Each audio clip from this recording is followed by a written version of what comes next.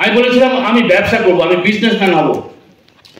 বাবা বলেছিলেন তোর ফ্যামিলিতে কেউ বিজনেসম্যান নেই, তুই ব্যবসা করবি কি করে? তো এনিওয়ে 39টা ব্যাংকে ধাক্কা মারতে মারতে মারতে মারতে 40তম ব্যাংক আমাকে ফাইন্যান্স করেছিল এবং সেখান থেকে যাত্রা শুরু। ফার্স্ট ফ্যাক্টরি, সেকেন্ড ফ্যাক্টরি, তারপরে আস্তে আস্তে কনস্ট্রাকশন বিজনেস, আইটি বিজনেস। সকাল 9টায় বেরোতাম, রাত্রে ফেরার কোনো নিশ্চয়তা ছিল না কখন ফিরবো। তবে আমার মনে আছে বিজনেস লাইফে আমি কোনোদিন 11টা, 11:30, 12টার আগে বাড়ি ঢুকিনি। রোববার দিনটা আমার ফ্রি ছিল। রোববার দিন কিছু বন্ধু বান্ধব, তাদের সঙ্গে আড্ডা মারতাম, সিনেমা দেখতাম। এই করতে করতে জীবনটা খুব ভালো চলছিল। ঠিক সেই সময় কিছু ঘটনা ঘটলো। আসুন যে ঘটালো তার কাছ থেকে কিছু শুনে নিই।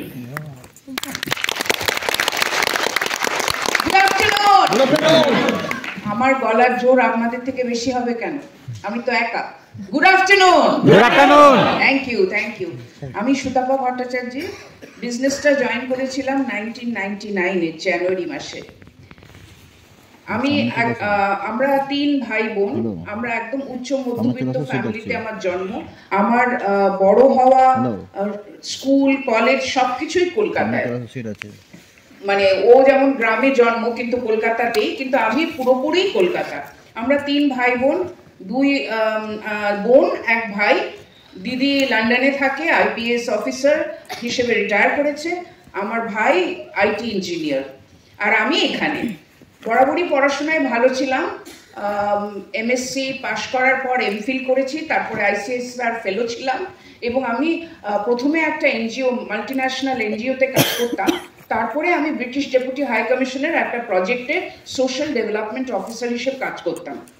এবং আমি বালিগঞ্জ সায়েন্স কলেজেই আমার পড়াশুনো, এবং ওই বালিগঞ্জ সায়েন্স কলেজেই আমার 2টো যোগসূত্র। একটা হচ্ছে সুদীপ্তর সঙ্গে আলাপ হওয়া, সেইখান থেকে পরবর্তীকালে বিয়ে। আর সেকেন্ড হচ্ছে কৌশিক সুকা, আমাদের ফাউন্ডার্স ডায়মন্ড, তারা এখানে আমরা মিট করেছি। আপনারা জোরদার একটা হাতটা লিখতে পারেন। One of the finest leaders in this LOS. তো ওরা আমাদেরকে স্পন্সর করে। তো সেই জন্যেই বালিগঞ্জ সায়েন্স কলেজটা আমার খুব স্মরণীয় একটা ইনস্টিটিউশন। তো চাকরি করছিলাম, বেশ ভালোই ছিলাম। আমি তখনকার দিনে ডলারে রোজগার করতাম, কিন্তু আমার কোনো হাজব্যান্ডের সঙ্গে বা ফ্যামিলি লাইফ এটা বলে কিছু ছিল না। কারণ ও শুনলেন, ও রাত্রির করে আসতো, কোনো ছুটি ছাটা ছিল না। আমি যখন ঘুমোতে যেতাম তখন ও জেগে থাকতো, আমি যখন জেগে থাকতাম তখন ও ঘুমোতো। মানে অফিস যাওয়ার সময় কোনোদিনই ওকে ঘুম থেকে উঠে দেখে যেতে পারতাম না। সেই অবস্থায় আমি এই বিজনেসটা, আমাকে কৌশিক, আমি শুনছিলাম কৌশিক সুভা একটা বিজনেস করে এবং অনেকে অনেক কথা বলছিল, সাবান শ্যাম্পু বিক্রি করে, কেউ বা বলছিল একটা মাল্টিন্যাশনাল বিজনেস করে। তো আমি ভীষণ উৎসুক ছিলাম। কেন জানেন? কারণ এই বিজনেসটা সুভা কৌশিক করে। ওদের ওপেনিং ব্যালেন্স এতটাই ভালো, এতটাই আমি ওদেরকে বিশ্বাস করতাম, এতটাই ওরা আমার কাছে একটা মানে দৃষ্টান্ত। যেহেতু ওরা ভীষণ ভালো ছেলে মেয়ে কলেজে, আমি ভেবেছিলাম, আমি মনে প্রাণে জানতাম যে কৌশিক সুভা কোনো খারাপ কিছু করতে পারে না। ওরা করছে মানে এটা খুব ভালো কিছু। আমিও খুব উৎসাহ দেখালাম এবং পরপর আমি কৌশিক আমার অফিসে আসতো নানা কাজে। তখন আমি সবসময় বলতাম, কি বিজনেস বল, কি বিজনেস বল, কি করছিস বল। মানে আমার এতটাই তাড়া ছিল। তো যাই হোক, এরপর 2বার আমরা প্ল্যান শো দেখি। আমি তারপরে ওকে রাজি করাতে পারিনি। তো তখন আমি একদিন কৌশিক আমার অফিসে আসতে, আমি এটিএম থেকে টাকা কিছুটা তুলে, পুরো টাকা আমার ছিল না, আর রিসেপশনিস্টের কাছে বাকি টাকাটা নিয়ে আমি জেদ করেই, তখন নিউ আলিপুরে অফিস, আমি সেখানে গিয়ে জয়েন করি। এবং বুঝতেই পাচ্ছেন সুদীপ্ত সই ছিল না। সেই থেকে কিন্তু সেই কিট নিয়ে বাড়ি আসতে বলে, এগুলো কি? আমরা এগুলো কতগুলো প্রোডাক্ট, এগুলো আমরা ব্যবহার করব। সেই থেকেই যাত্রা শুরু এবং তারপর থেকে আর পিছনে ফিরে তাকাতে হয়নি। কারণ বিশ্বাস করুন, আমি আজকের ডেটেও আমি সুভাকে ভীষণ স্নেহ করি, ভরসা করি এবং আমার ভালো লাগার জায়গা। সেই জন্যে ওর সঙ্গে দেখা হবে, মিটিংয়ে যাব এবং ধীরে ধীরে এলওএস এর প্রত্যেকটা লেডি লিডারদের সঙ্গে আলাপ হতে, সুজাতা বৌদি, মিতা, সবার সঙ্গে আলাপ হতে এবং শ্বেতাদি, তাদের সঙ্গে আলাপ হতে আমি ভীষণ আকৃষ্ট হলাম বিজনেসের, ওই অ্যাসোসিয়েশনের। এবং সেই জন্যেই আমরা কিন্তু কখন মিটিংয়ে যাব অফিসের পর সেই ঘড়ির কাঁটার দিকে তাকিয়ে থাকতাম। তখন সুজাতা সদনে মিটিং হতো, আমরা দৌড়ে এসে, এত ইনোসেন্ট ছিলাম আমরা, ওই টিকিট কাউন্টারে তখন মহিলারাই বসতো, আমরা টিকিট কাটবো বলে নাম লিখবো, টিকিট কাটবো, সেই কাজটা কে আগে নিতে পারি আমরা সেখানে ছুটে যেতাম। এতটাই আমরা ইনভলভ ছিলাম। আজকাল সেই মানে ফিলিংটা আমি লোকজনের মধ্যে কম দেখি। হ্যাঁ, সুতরাং সেই নতুন অবস্থায় যে উন্মাদনা এবং একটা ইচ্ছে, একটা ফিলিং, সেটা আমাদের মধ্যে খুব ছিল। ধীরে ধীরে এই মিটিংয়ে, কোনোদিন মিটিং মিস করিনি, এই মিটিং থেকেই কিন্তু আমি শিখেছি। আজকে যেখানে এসেছি সেই সব এই মিটিংয়ের দৌড়ে। এবং এখানে লেডিস ট্রেনিং হতো, বিভিন্ন সেমিনার, কোনোটা আমরা মিস করিনি। আস্তে আস্তে আমাদেরকে দায়িত্ব দেওয়া হয়েছে এবং তারপর থেকেই আমরা কিন্তু গ্র্যাজুয়ালি একটার পর একটা পিন চেঞ্জ করলাম। পিন তো চেঞ্জ করলাম, কিন্তু একটা জায়গায় এসে একদম থমকে গেলাম। সিলভারশিপ আর মানে দূরস্থ, সিলভারশিপটা অ্যাটেন্ড করা যাচ্ছিল না। তখন একটা বিটক্যাল গাড়ি, ট্রেন বুক করে অসিতাবতার অনেক লোককে নিয়ে বম্বে সেমিনারে যাওয়া হচ্ছিল। তো সেটাই আমরাও গেছিলাম, প্রচুর লোক, প্রচুর মজা করে পুরো ট্রেনটা আমাদের বগিতে চান করা, খাওয়া, শোয়া সব ওই 5 দিন 6 দিন ওখানেই খুব আনন্দ করেছি। খালি নয়, সেটাই আমাদের টার্নিং পয়েন্ট। সেখানে তখন রেকর্ডার নিয়ে আমাদের কাছে কাছে সবাইকে বলছিল কিছু লোকজন, যে ডিস্ট্রিবিউটর, তারা বলছিল যে কারা সিলভার আছেন তারা আপনাদের একটুখানি শেয়ার করুন, নাম, আপনাদের প্রফেশন, কি করে আপনারা এটাকে অ্যাটেন্ড করলেন, এটাকে বলুন। সেইটা বলার সময় আমাদের বাধ্য হয়ে বলতে হলো যে আমরা সিলভার নই, আমরা 18%। সেই যে একটা ধাক্কা নিয়ে বাড়ি ফিরলাম, আমরা দুজনে এসে মানে ডিসিশন নিলাম যে আর নয়, অনেক হয়েছে। এটা বেশ আমাদের বড় একটা ধাক্কা যে আমরা স্পিচটা রেকর্ড করতে পারলাম না। তো সেইটা নিয়ে আমরা এসে এমনভাবে কাজ শুরু করলাম এবং সেই জেদ আর জ্বালা নিয়ে যে আমরা পরের মাসেই সিলভার গেলাম। তারপর থেকে প্ল্যাটিনাম, ফাউন্ডার্স প্ল্যাটিনাম, বিদেশ যাত্রা সব। এবার আমি কাজের সুবাদে প্রচুর মানে কেপ টাউন থেকে আরম্ভ করে ভ্যানকুভার, মানে একদিক থেকে আরেক দিক পৃথিবীর, সেই সব জায়গায় আমি গেছি। হ্যাঁ, অনেক কোনো জায়গা কভার করেছি, কিন্তু কোনোটাতেই সুদীপ্ত আমার সঙ্গে যেতে পারেনি। কেন জানেন? কারণ আমি চাকরির সুবাদে গেছি, সেই চাকরিতে ফ্যামিলি নট অ্যালাউড। ও যেত এয়ারপোর্ট অব্দি। তো সেই জিনিসগুলো এই বিজনেসের সুবাদে আমরা কিন্তু দুজনে একসাথে 14-15টা দেশ ঘুরেছি, লাক্সারিয়াস ট্রিপ।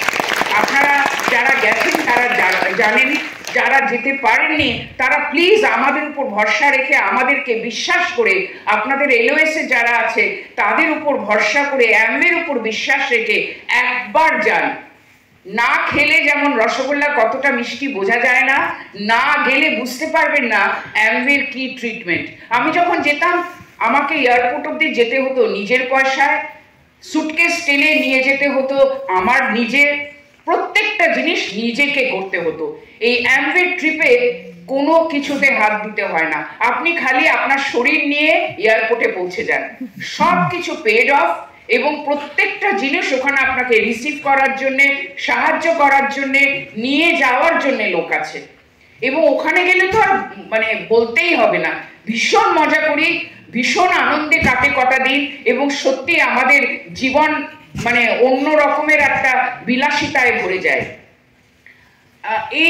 আমরা এই ফরেন ট্যুর তো করেছি, এছাড়া আমরা যেটা আমি যেটা ভীষণ ভালো লাগা আমার, সেটা হচ্ছে এই অ্যাসোসিয়েশন। এই অ্যাসোসিয়েশনে আমি প্রচুর committee member, executive committee member, সেগুলো সবেতেই কিন্তু কাজের ফাঁকে ফাঁকে অনেক সমালোচনা হয়। এই একটা জায়গা, এই একটা অ্যাসোসিয়েশন যেখানে কেউ কারোর সমালোচনা করে না, অর্থাৎ কিনা ওই লোকাল টার্ম পিএনপিসি করে না।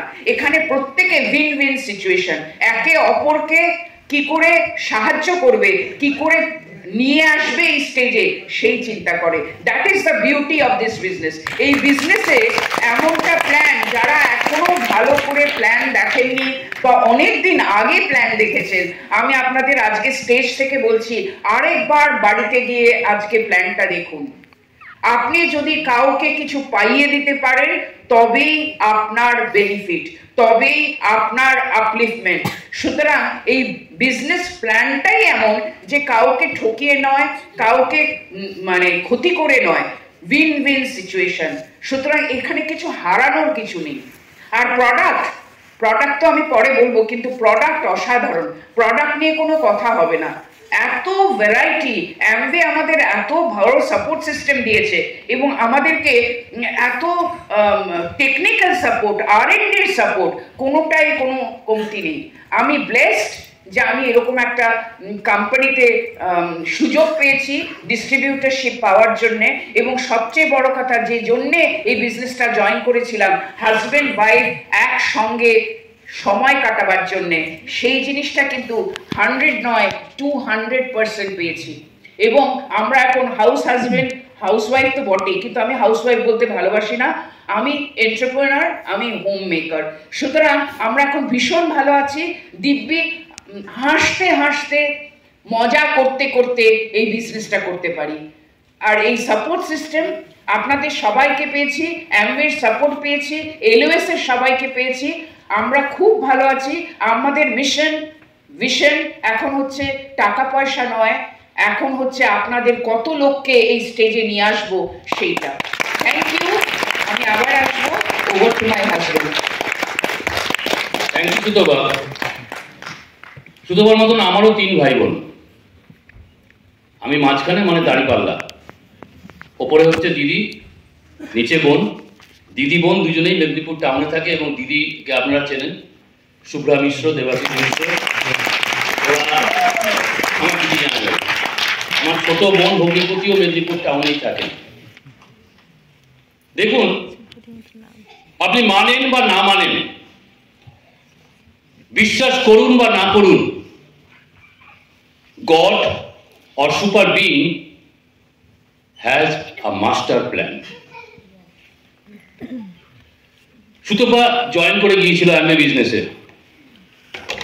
আর আমি প্রতিদিন এসে ওকে বলতাম, তখন তো বড় বড় ডাব্বা ছিল, এই ডাব্বাগুলোকে নিয়ে আসছো প্রত্যেক মাসে, এগুলো কি হবে? তোমার খাটনির পয়সা, আমার খাটনির পয়সা সব কিন্তু চলে যাচ্ছে, অ্যামওয়ে নিয়ে নিচ্ছে। তুমি কি সব জয়েন করেছো? ওই অ্যামওয়ে নিয়ে নিচ্ছে। এবং কৌশিক মাঝে মাঝে আমাকে বলতো যে সুজিতদা একটা মিটিংয়ে চল, বাট আমি অ্যাভয়েড করতাম সেটা না। কিন্তু যে সময় মিটিং, সে সময় আমি সেকেন্ড শিফটের প্রোডাকশন আমাকে নিতে হতো ফ্যাক্টরিতে। সোম থেকে শুক্রবার 2টো শিফটের প্রোডাকশন হতো। ফার্স্ট শিফটের প্রোডাকশন একজন কেমিক্যাল ইঞ্জিনিয়ার নিতেন, আমি সেকেন্ড শিফটের প্রোডাকশন আমি নিতাম। তো সন্ধ্যে 6টার সময় আমি আসবো কি করে?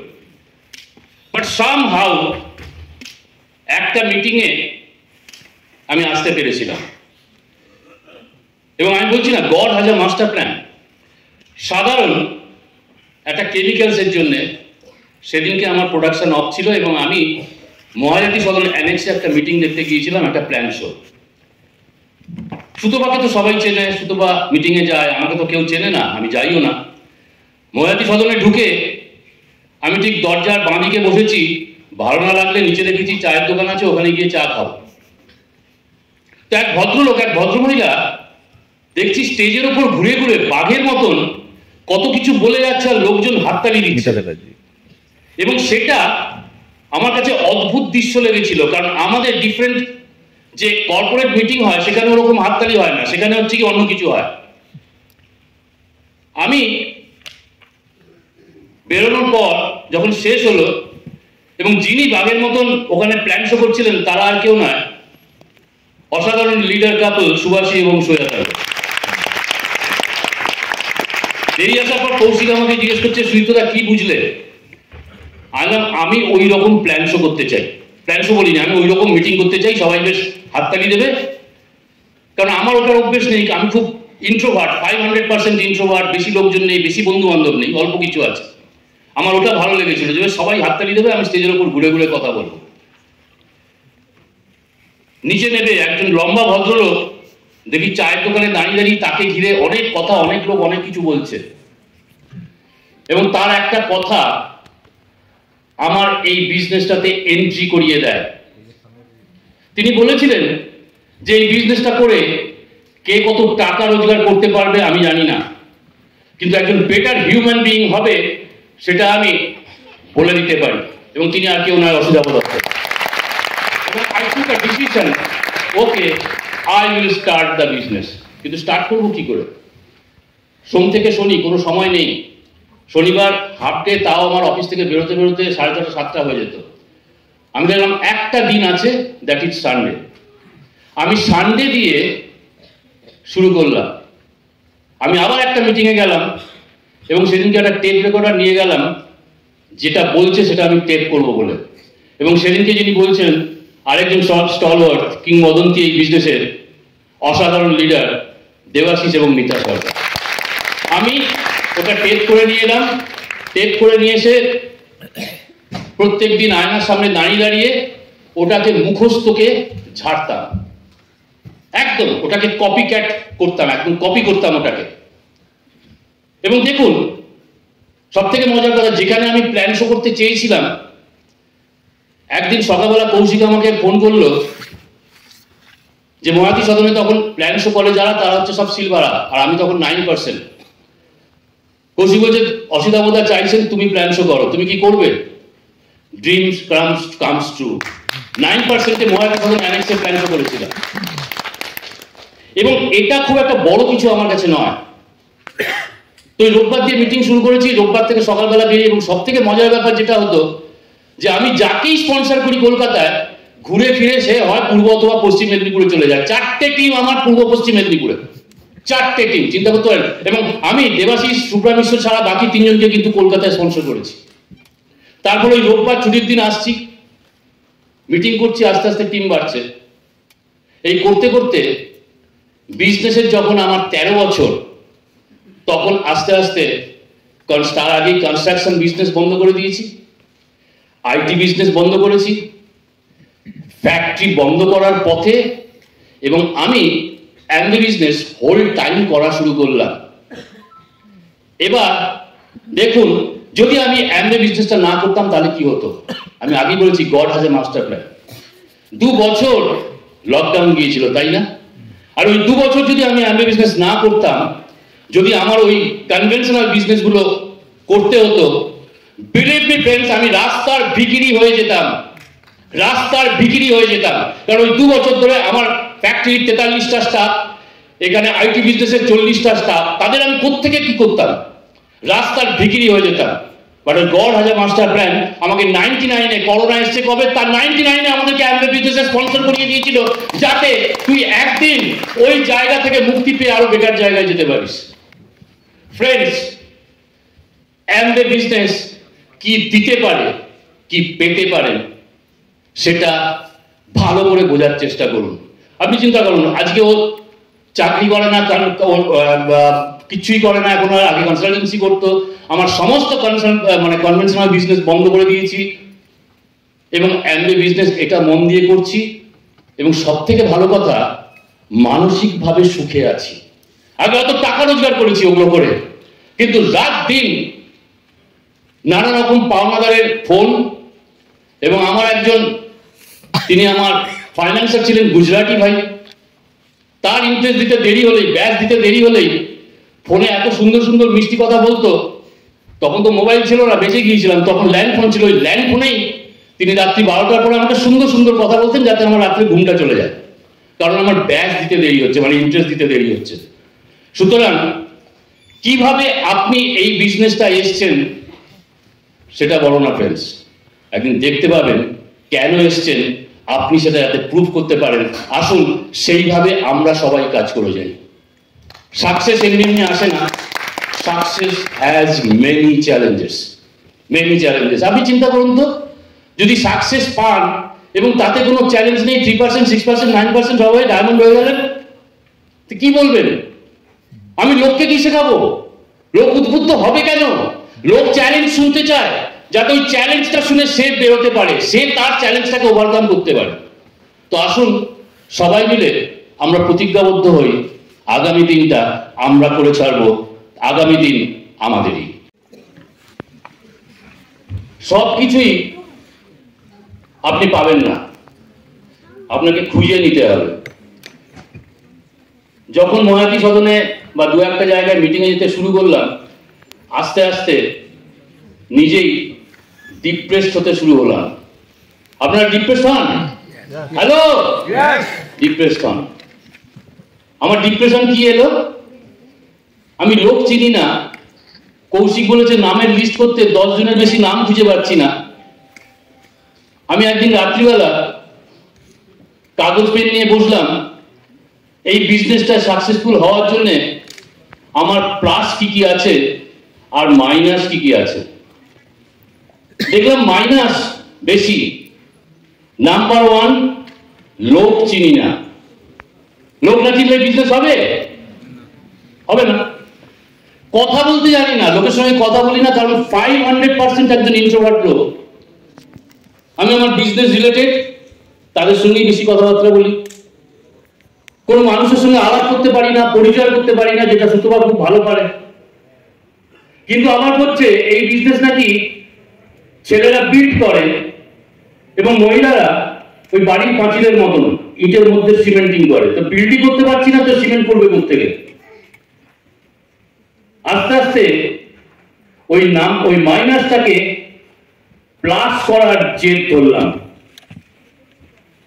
এবং থ্যাঙ্ক গড আমি জানি আমি এখন ভালো কথা বলতে পারি, আমি এখন ইন্ট্রোভার্ট নেই। আপনাদের প্রত্যেকের মধ্যে প্লাস আছে, মাইনাস আছে।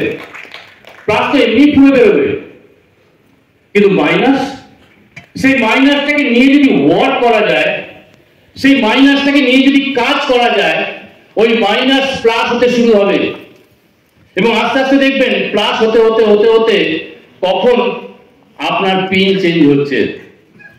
ওই লম্বা লোক, ওই অসিদাবদা, তার একটা কথা শুনেছিলাম, পিনের পেছনে ছুটিস না, কাজ করে যা, পিন তোর পেছনে ছুটবে। সেই লক্ষ্যে শুরু করে দিলাম কাজ, পাগলের মতন কাজ শুরু করে দিলাম। রোববার ছুটির দিন মানে আমার এই বিজনেস, বিজনেস, আর কিছু নেই। দেখুন, অ্যাটিটিউড বিল্ডস ইওর সাকসেস। একটা গাছ, সেই গাছটা ভালো বড় হবে, সেই গাছে ভালো ফল হবে বা ফুল হবে, কিন্তু সব থেকে বড় কথা সেই গাছটা কোন মাটিতে লাগানো আছে সেটার উপর ডিপেন্ড করে, মাটিটা কেমন। সাকসেসের মাটি হচ্ছে attitude.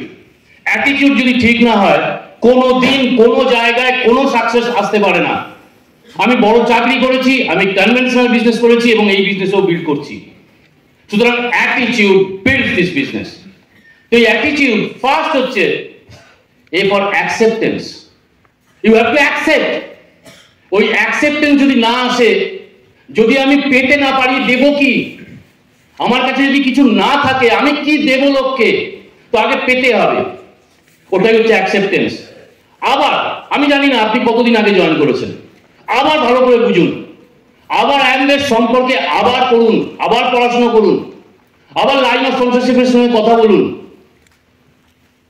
Meeting, training, it's very important. ওই মিটিং ট্রেনিং এ আসতে হবে আমাদের। ওই মিটিং ট্রেনিং না হলে যেটা হবে যে আর ভাঙবে না। কথা বলতে গেলে, মিশতে গেলে আর ভাঙতে হয়। আর এই টিমটা, এই বিজনেসটা হচ্ছে কি শেখে বড় শেখা হবে বিজনেস। শুধু তো শিখলে হবে না, করতে হবে। করলে বেশি শেখা যায়। থিওরিক্যাল থেকে প্র্যাকটিক্যাল অনেক বেশি ইম্পর্টেন্ট। আমাকে যদি প্র্যাকটিক্যাল নলেজটাই না থাকে, আমি শেখাবো কি? থিওরি দিয়ে সবকিছু হয় না, প্র্যাকটিক্যাল এক্সপিরিয়েন্স লাগে। তো ফার্স্ট হচ্ছে অ্যাকসেপ্ট করুন যে এই বিজনেসটা বিল্ড করে আমি যা চাইছি সেটা পেতে পারি, এবং সেই চাওয়াটা যেন ঠিকঠাক চাওয়া হয়, সেই চাওয়াটার প্রতি আপনার যেন জেদ থাকে, সেই চাওয়াটার প্রতি যেন আপনার জ্বালা থাকে, যে জ্বালার থেকে আপনার জেদটা বিল্ড আপ হবে। যদি জ্বালা না থাকে, কোনোদিন কোনো মানুষের সাকসেস হয় না। সুতরাং আপনার জ্বালা খুঁজে বার করুন এবং ওই জ্বালা থেকে দেখবেন আপনার জেদ বেরিয়ে আসবে, yes I can build this business. এবং ওই অ্যাকসেপ্টেন্স যখন আসবে, তারপরে দুটো টি আছে, একটা হচ্ছে টিচিংস অ্যান্ড টেকনিক্স। আপনাকে টিচিংস দিতে হবে, ডিফারেন্ট টেকনিক অ্যাপ্লাই করতে হবে, এবং সেই টেকনিক অ্যাপ্লাই করার জন্য দ্য বেস্ট জায়গা হচ্ছে ইউর লাইন অফ স্পন্সরশিপ। আপনি আপনার লাইন অফ স্পন্সরশিপের সঙ্গে কথা বলুন, কারণ ডিফারেন্ট মেথড এখন অ্যাপ্লাই করা হচ্ছে আপনার Covid to build this business.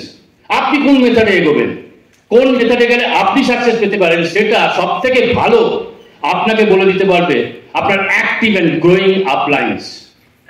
যতজন আপলাইন আছে তার বলে সবার সঙ্গে কথা বলবেন না, খুঁজে বার করুন কে আপনার ঠিকঠাক গুরু হতে পারে, এবং দেখবেন গুরু চেঞ্জ করবেন না। এরকম হয়, গুরুর কাছ থেকে আপনি দীক্ষা নিলেন, আবার 1 বছর পরে আরেক গুরুর দীক্ষা নিলেন, আবার আরেক বছর পরে আরেক গুরুর দীক্ষা নিলেন, হয়? নর্মাল সমাজে হয় না। গুরুকে ধরে থাকুন, এবং সেখান থেকেই আপনার টিচিংস এবং টেকনিক্সটা আসবে যে how you will build this business. এবং সেই জায়গা থেকে নেক্সট হচ্ছে আপনার ইনফরমেশনস, ডিফারেন্ট ইনফরমেশনস আসবে যে কি করলে কি হয়, কি হতে পারে, এবং সেই ইনফরমেশনগুলো কি হবে, সেই ইনফরমেশনগুলো আপনাকে কমিউনিকেশনে পরিণত করতে হবে। কমিউনিকেশন ইজ আ স্কিল, ওপর থেকে নিচে এবং নিচ থেকে ওপরে। এই কমিউনিকেশন কিভাবে সঠিক করা যায় সেইটা কিন্তু শিখতে হবে, সেটাই কিন্তু আপনার আসবে। ফার্স্ট হচ্ছে ইন্টারাকশনস থেকে, নেক্সট ইউ হচ্ছে থ্রু ইউর আপলাইন। এবং দায়িত্ব নিয়ে বলতে পারি এটা আমাদের রজত জয়ন্তী বর্ষ, 25 বছর হচ্ছে এই বিজনেসটা আমাদের। কোনো আপলাইন আপনাকে ভুল শেখাবে না, কোনো আপলাইন আপনাকে ভুল রাস্তা দেখাবে না, যদি সে অ্যাক্টিভ অ্যান্ড গ্রোয়িং আপলাইন হয়। বারবার বলছি, অ্যাক্টিভ অ্যান্ড গ্রোয়িং আপলাইন। সে আপনাকে ভুল রাস্তা দেখাবে না, সে আপনাকে ভুল শেখাবে না। তার টিচিংসটা নিন, তার টেকনিকটাকে অ্যাপ্লাই করুন। এবং লাস্ট হচ্ছে ডি ফর ডেভেলপ। কিছু জিনিস ডেভেলপ হয়ে যাবে, দেখবেন অটোমেটিক ডেভেলপ হবে, আপনাকে কিছু ডেভেলপ করতে হবে না। অটোমেটিক যেটা ডেভেলপ করবে সেটা হচ্ছে ইমোশন। এবং ইমোশন জেদ এবং জ্বালা সৃষ্টি করে। ইমোশন, যদি আপনার ইমোশন থাকে যে কোনো জায়গায়, যে কোনো কাজে, ইমোশন আপনাকে সাকসেসের জায়গায় নিয়ে যাবে। সে আপনি এমবি বিজনেস করুন বা অন্য কিছু করুন, ইমোশন আপনাকে চালনা করবে, এবং ইমোশন থেকে মোশন তৈরি হবে।